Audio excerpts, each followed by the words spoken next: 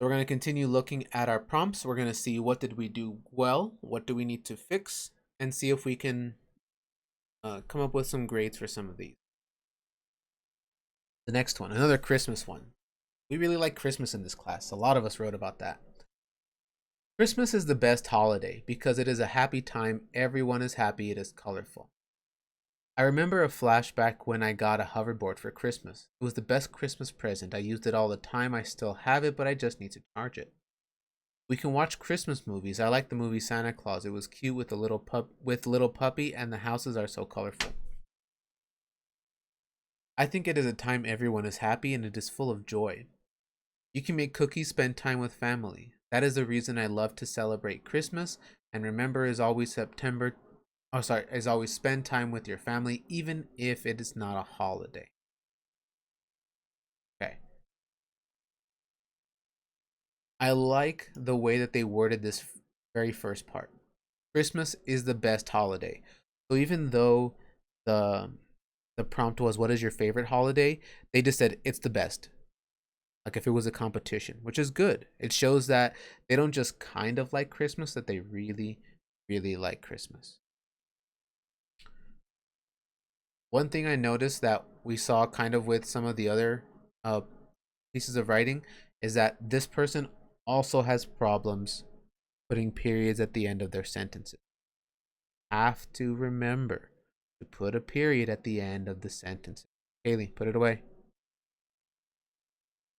If you don't put a period, it makes it harder for your reader to read. You don't think people notice periods very often because such a small little mark, but if you forget a lot of the periods in the writing, your reader picks up on it and it makes it harder for them to read. So here's our introduction. Christmas is the best holiday because it is a happy time. Everyone is happy. It is colorful. Okay, they kind of start giving us a little bit of reason. Then we start talking about presents. I remember a flashback when I got a hoverboard for Christmas. It was the best Christmas present. I use it all the time. I still have it, but I just need to charge it. So this is what I was talking about. That's all one sentence. That really should be more than one. I remember a flashback when I got a hoverboard for Christmas. Period. It was the best Christmas present. Period. I used it all the time. Period. I still have it, but I just need to charge it. Period. That should have been multiple sentences, not just one. I do like that they tried to use the word flashback, but we used it just a little bit incorrectly there. We could say, I remember a year when I got a hoverboard for Christmas, or we could say, I have a flashback or I had a flashback to when I got a hoverboard for Christmas. But you wouldn't say, I remember a flashback because a flashback is you remembering. So that's like saying, I remember a memory. It's almost like repetition. We don't want to do that. But they talked about their presence. Then they switch it up. We can watch Christmas movies. I like the movie Santa Claus. It was cute with little puppy, and the houses are so colorful. Again, that's all one sentence, and it really should have been broken up. We can watch Christmas movies. Period. I like the movie Santa Claus. Period. It was cute with the little puppy, and the houses are so colorful. Period. I do like that this person has a very specific example of a Christmas movie. They name a very specific one and then they give us reasons why they like that Christmas. It has a puppy in it, got very colorful houses. I think it is a time everyone is happy and it's full of joy. Okay, so they talk about it being a happy time of year. And then that's all they say about being happy. Then they switch reasons. You can make cookies, spend time with family. That is the reason I love to celebrate Christmas and remember. Sorry, hold on. This would be you can make cookies and spend time with family. That is the reason I love to celebrate Christmas and remember always spend time with your family even if it's not a holiday. So this is kind of more about spending time with their family, but they kind of put their conclusion in the middle of that reason. Okay. Again, in your head. You don't have to say anything, type anything, put up any numbers or anything. What do you think the story would get? If you were going to grade it, would you give this story a 1, a 2, a 3, or a 4?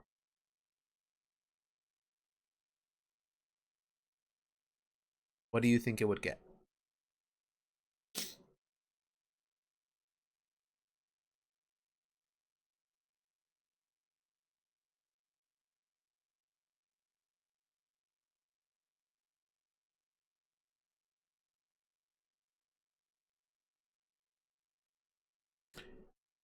For this paper, I think that it gets a very solid 2. It has some examples, but it doesn't explain. They talk about the presence and they gave us a very specific example. I got a hoverboard and they explained that one a little bit. I used it all the time. I still have it, but that's the last time that they really try to give us a little more explanation. That's the longest reason they have. And even that is technically only one sentence. Look at how little, look at how short all of our other sentences or all of our other explanations are. When you want to explain something to somebody, you need to really take your time. Talk about it. Why do you feel that way? What makes it better than other holidays? Or why is that thing that you're talking about so great? With the hoverboard, we could have said it's really fun when you ride it and you can just ride around your house super fast. With the cookies, you could have told me it's always really fun because my brother throws some of the cookie dough at me, so I throw some at him, and then my sister tries to throw some at all of us, and then we're throwing cookie dough, and then my mom gets kind of mad, but it's still kind of fun. We're all laughing and throwing cookie dough at each other. Or they mentioned that it was a happy time of year, that it's full of joy. Well, how?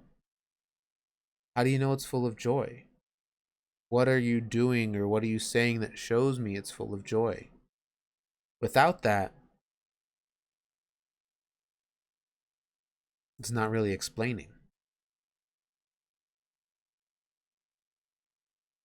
So this one I would say is a solid 2. If we fix the problem with the periods and if we actually take the time to explain our feelings, our ideas a little more, we definitely get to a 3.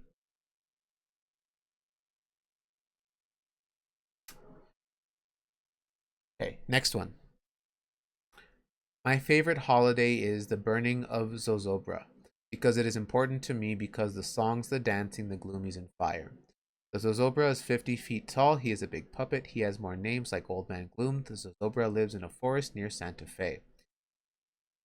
The, the Gloomies are kids that the Zozobra is making go against the Gloomies' parents. Then the fire to cheer came. To scare the Zozobra, he moans and groans, so he scares the torches away.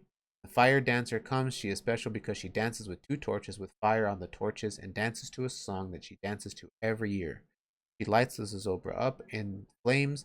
Then all the people start dancing. There are fireworks and people burn the Zozobra the mad. Now we wait for 2021 for the next Zozobra burning. That is why I love to celebrate the Zozobra burning tradition. Okay, so we were talking about this holiday. We start off with my favorite holiday is burning of Zozobra. So very, very clear from the beginning what holiday we chose, what we're going to talk about. I would have liked to see a strong beginning, one of those ways to grab your reader's attention. And I think something like this would have been a really good one for like a description. You talked about seeing the big puppet on fire or something like that. People would instantly be like, whoa, whoa, whoa, whoa, whoa, what's going on? I want to hear more about this. They'd be very interested. I think it would have been a great thing to see, especially for this writing, to see a strong beginning, a way to grab the reader's attention right away. Let's see about the explanation, the reasons. Let's see. So they give us a little bit of like a sneak peek here in this first part. It's important to me because the songs, the dancing, the gloomies, and the fire. The Zozobra is 50 feet tall. He is a big puppet. He has more names like Old Man Gloom. Zobra lives in a forest near Santa Fe. Okay, so they're talking about the puppet. I like that they explained what the Zozobra is. That's fantastic, especially for people that might not be familiar with this holiday or this tradition going on. But one thing I would like to see is they tell us who or what the Zozobra is. The problem is that they don't explain why they like that. Why do we like this? Like, do you think it's interesting? Do you think it's cool? Um, do you like what it stands for? All of that. I like that there's some explanation, but we explained what it is and then forgot to explain why we feel that way. We give some more explanation, which again is great to see. The Gloomies are the kids of the Zobra. The Zozobra is making go against the Gloomies' parents. Again, more explanation, which is fantastic. Again, for people that might not know what is going on for this holiday. And they give us another. They give us great, honestly, a great description of what goes on for this holiday. But it isn't until, let's see. Well, really, they give us a really good explanation of what happens for this holiday, but I don't really see where the author talks about their feelings or their opinions. This is very good description, an explanation of what goes on during the holiday, but I didn't see a part in here where the author tells me, I like this, or I like this because. There's a lot of opportunities in here. They talk about the Zozobra, they talk about the Gloomies. Okay, so they talk about the Gloomies. They talk about the fire and the torches. And I like that they kind of slowed down here when they talk about the fire dancer. That one I think is the part that seems to be their favorite because they talked about it the most, about the torches and the fire dancer. And then we start talking about dancing.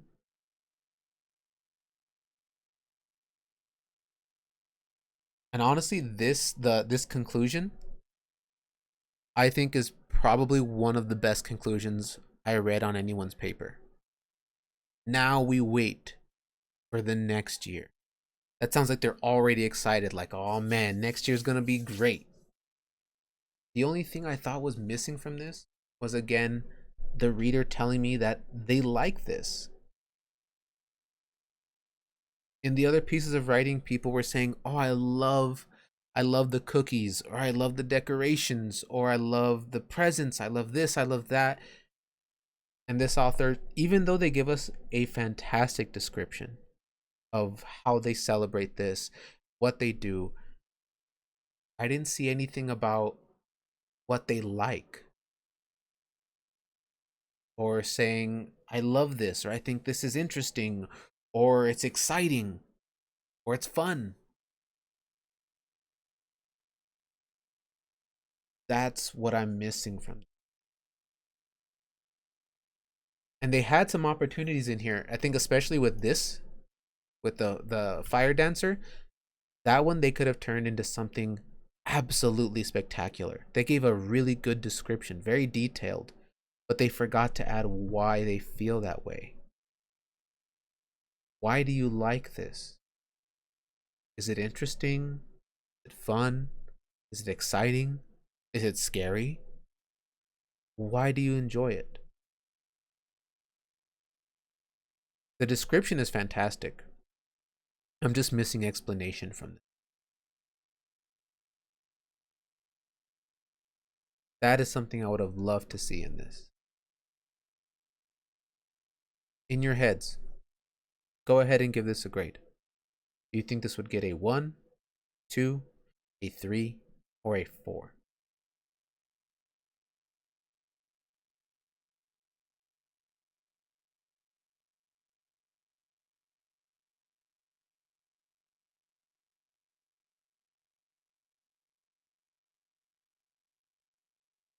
For this one, this is another one that I know what grade I would give it, but I'm sad about it. I know what grade I would give this, and the grade I would give this is a 2. I'm really sad about it because of the fact that, again, this paper had some fantastic parts. Like I said, I think that that conclusion is the best conclusion that I read on these papers. That conclusion sounds excited, like they're already waiting. Now we wait for next year. It reminded me a little bit of that part in The Nightmare Before Christmas when right after they celebrate it, that I think it was the werewolf, and they go, "We only have 365 days till next Halloween." And the werewolf, already sounding excited, goes 300, or sorry, he goes 364. Like he's already counting down the days, even though it just passed. That's exactly what this sounded like. And I loved it. It's fantastic. But the prompt, my favorite holiday. The prompt wasn't just explain how you celebrate a holiday, it was what holiday is your favorite. And even though the explanation is fantastic, I was missing the feelings. I was missing the opinions. So I think with a little bit, even if the author had put a little bit of explanation, doesn't have to be even a whole lot here. This would have been a very solid 3. I love seeing the puppet because of the way it looks or the way that it moves. Because I love that, like here, this was fantastic, I think. He moans and groans, so he scares the torches away.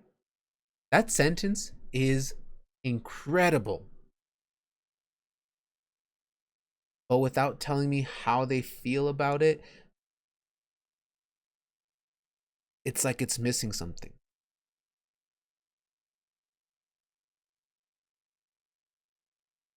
So without it, it's not a 3. It's not there, not yet. You gotta make sure that you put your opinions, your feelings into your writing. Especially for prompts like these that ask you about your feelings and your opinions. This was a very factual piece of writing, which is not bad. But when the prompt is asking us about our feelings or about our opinions, we need to make sure that we put those in too. Like if somebody asked for a cheeseburger, you need to make sure that put cheese on it. So if the prompt is asking us for our feelings or our opinions, you gotta make sure that you put your opinions in there too, not just facts. But this one I would give a solid 2. And it's one of those that it's like, it's reaching for it. It's trying to get that 3, and it's just a little bit short. But I think some of the sentences in here were some of the best ones that I read.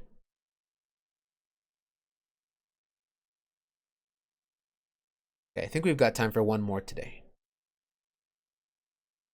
Valentine's Day is a perfect day for great thing. Everyone loves this holiday. It always has friend with you. The perfect is a perfect day to hang out with a friend and not be alone. Holiday, it's actually not alone, stuck in your own room.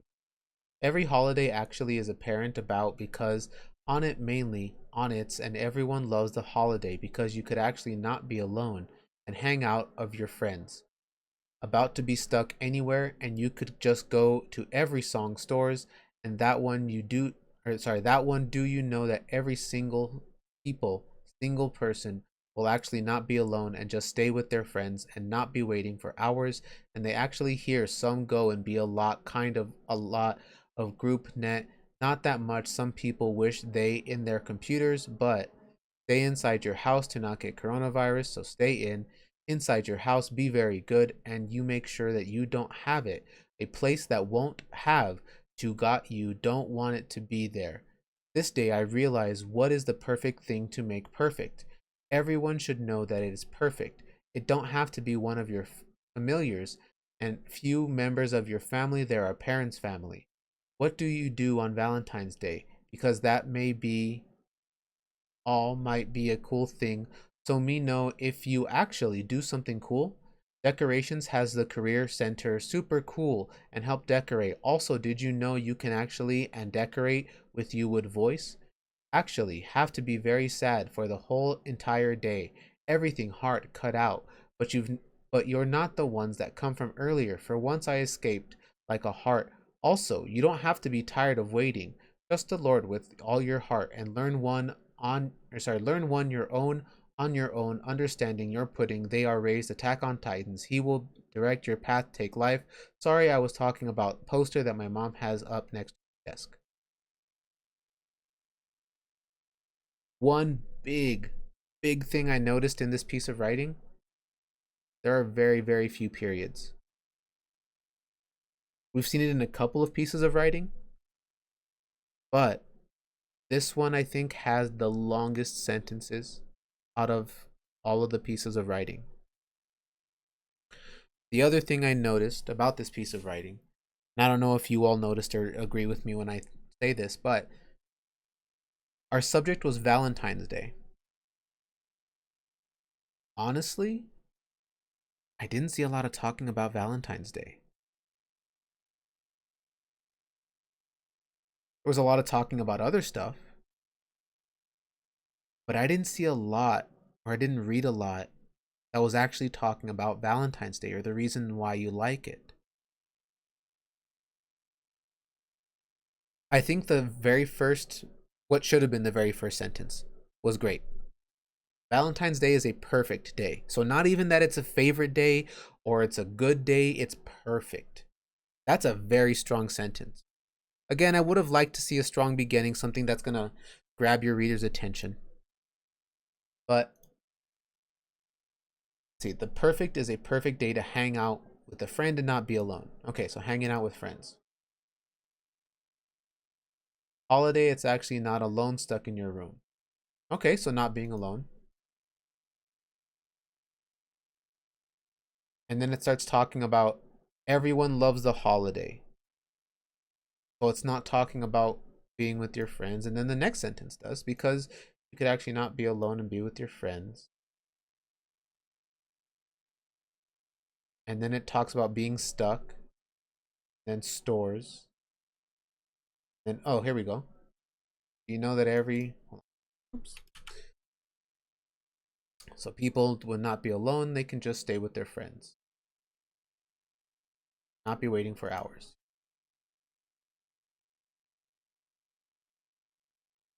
And then it starts talking about computers.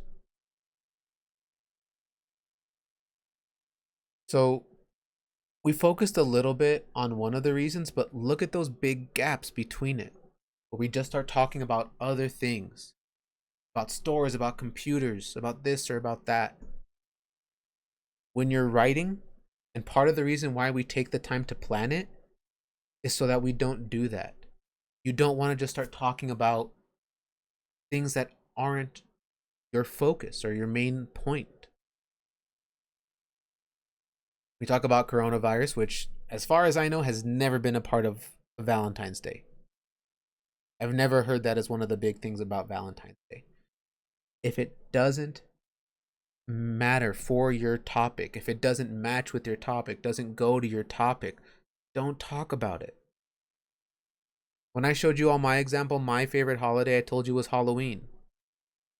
In that entire paper, I didn't talk about Christmas trees. In that entire paper, I didn't talk about fireworks. In that entire paper, I didn't talk about leprechauns. Because Christmas trees, fireworks, and leprechauns don't go with Halloween. If something does not go, it doesn't match with your topic, don't talk about it. Leave it out of your writing. It doesn't need to be there. Imagine if you were trying to eat a candy bar, you were trying to eat a Snickers bar, and someone just put a piece of broccoli in the middle of it. Do those two things go together? No, there's a time you eat broccoli and a time you eat a Snickers bar. You don't have to put them together. Leave them separate. They're both very delicious for different reasons and at different times. But together, I don't think I'd like that. I wouldn't want to be eating some kind of, like a salad and pick up a piece of broccoli and it's got Snickers bar all over it. I wouldn't want to be having a snack watching a movie and bite into a Snickers bar and get a big piece of broccoli. If they don't belong together, leave them separate.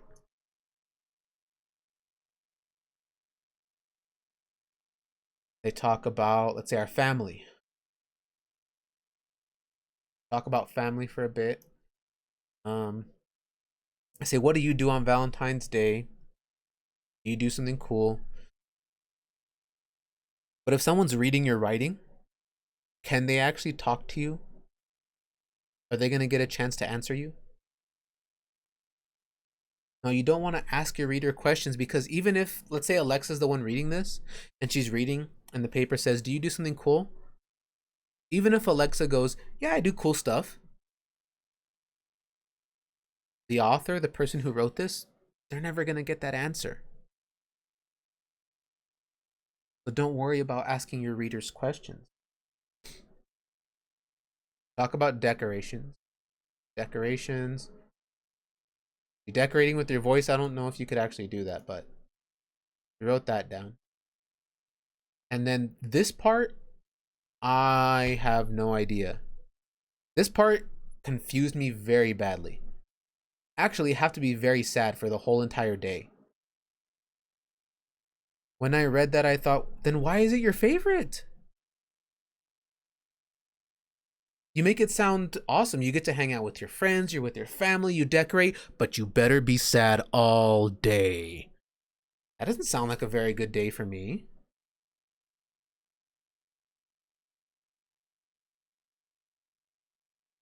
And then let's see. We talk about posters by our desks.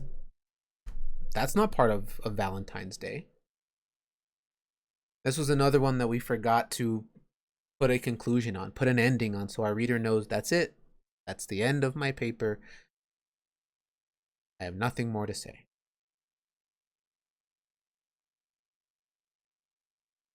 For this paper, again, you don't have to say anything, type anything, put up any numbers or anything. But in your head, what would you give it? A 1, a 2, a 3, or a 4?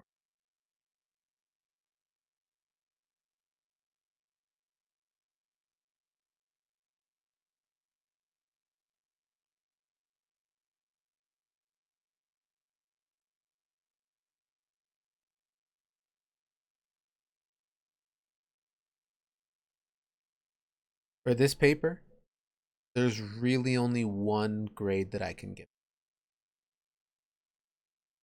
This one has to be a 1. It starts off talking about Valentine's Day, but it goes off topic too much. There's too much writing in here. Look at how much we actually highlighted and I colored on this page. And look at all the parts that are left white that don't have to do with Valentine's Day. Look at some of the other pieces of writing we have. Notice how most of it's colored in. Most of it is staying on that topic. That's what we want. We don't want to see a lot of writing that is not talking about our topic. And unfortunately, in this paper, even though there's a lot of writing, there is tons of writing. There's not a lot of it that's actually talking about Valentine's. If you don't talk about your topic, you can't get a very good score. Even if you write 15 pages, You could write an entire book, but if you're not talking about the topic, it's not going to get you a very high grade. That's why when we were working on this, some of us were asking, how long does it have to be? I can't tell you. It really depends on what you're saying. There's not like a magical number of sentences that I can tell you to get to, and it's going to turn it into a 4 or a 3. There's not. Some 3s and 4s are shorter, some of them are longer. It just depends on what you say. But one big, big, big thing that you have to do is you have to stay on topic. If your topic is Valentine's Day, that's all you're talking about. Your topic is Halloween, that's all you're talking about. Your topic is Christmas, that is all you're talking about. And you can't get distracted, you can't talk about other things. You've got to stay focused. Also make sure, because we've seen it in a couple of papers, so I'm going to say it again. Make sure that you are putting periods at the end of your sentences. There's a lot of us forgetting that. Got to put a period at the end of your sentence.